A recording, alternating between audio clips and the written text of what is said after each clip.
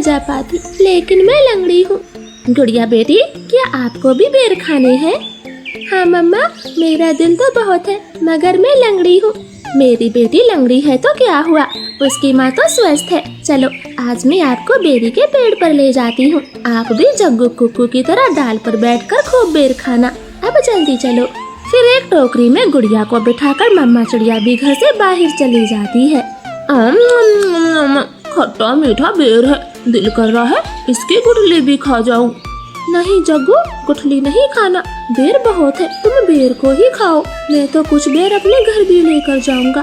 कुक्कू दोस्त, वो देखें, आपकी मम्मा भी इसी तरफ आ रही है, शायद उन्हें भी खट्टे मीठे बेर खाने होंगे। फिर मम्मा चिड़िया गुड़िया के साथ पेड़ पर बैठ जाती है।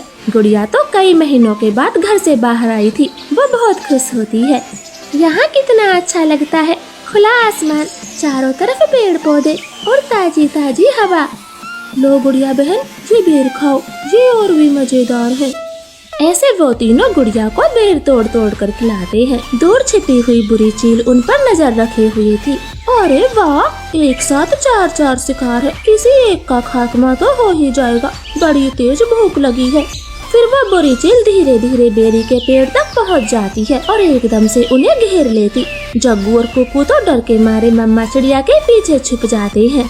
सब ऐसे ही खड़े रहो, अगर एक भी भागा तो कच्चा चबा जाऊंगी, बड़ी तेज भूख लगी है मुझे। नाना चील जी, हमें जाने दे, हमारी जान बख्श दे, छोटे बच्चों पर रहम करे। नाना चिड़िया, किसी एक को तो अपना शिकार बनाकर ही खाऊंगी।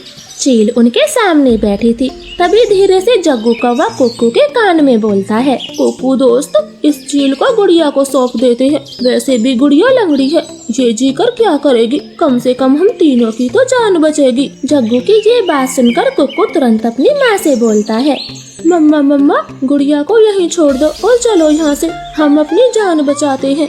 हाँ भाई, ये भी ठीक है, मेरा काम इस लंगड़ी चिड़िया से ही चल जाएगा, तुम सब चले जाओ। चील ने इतना कहा ही था कि तभी रानो चिड़िया जोर से चील को धक्का मारती है और पेड़ से नीचे गिरा देती। जग्गू कुक्कू, गुड़िया को साथ लेकर यहाँ से भाग जाओ, मैं इस चील को आपके पीछे नहीं आने दूंगी, बेटा जल्दी से भागो यहाँ से।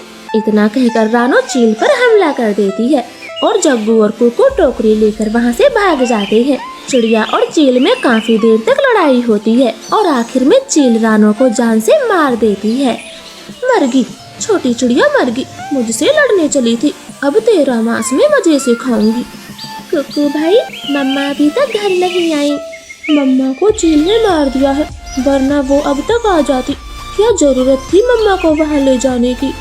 भाई, अगर हम वहाँ न होते तो वो बुरी चील आपको खा जाती, आप ऐसा क्यों बोलते हो?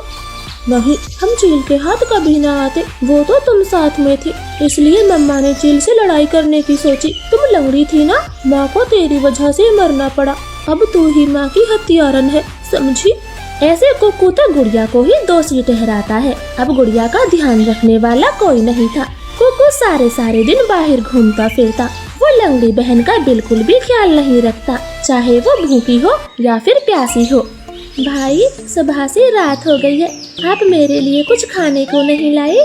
जंगल में भोजन की कमी हो गई है, अपना पेट भरना ही बड़ा मुश्किल है, ऐसे में तेरे लिए दाना कहाँ से लाता? ऐसा बोलकर कुक्कू तो सो जाता है। गुड़िया को पूरी रात नींद नहीं आती, क्योंकि वो तो कई दिनों से भूखी थी। मम्मा मम्मा, अगर आज आप जिंदा होती तो मेरा कितना ख्याल रखती, अब तो मुझे भी भूखा सोना पड़ता है, मैं क्या। अगर आपको ये कहानी पसंद आई हो तो वीडियो को लाइक करें, चैनल को सब्सक्राइब करें और बेल आइकन जरूर दबाएं। मिलते हैं अगली खूबसूरत कहानी के साथ।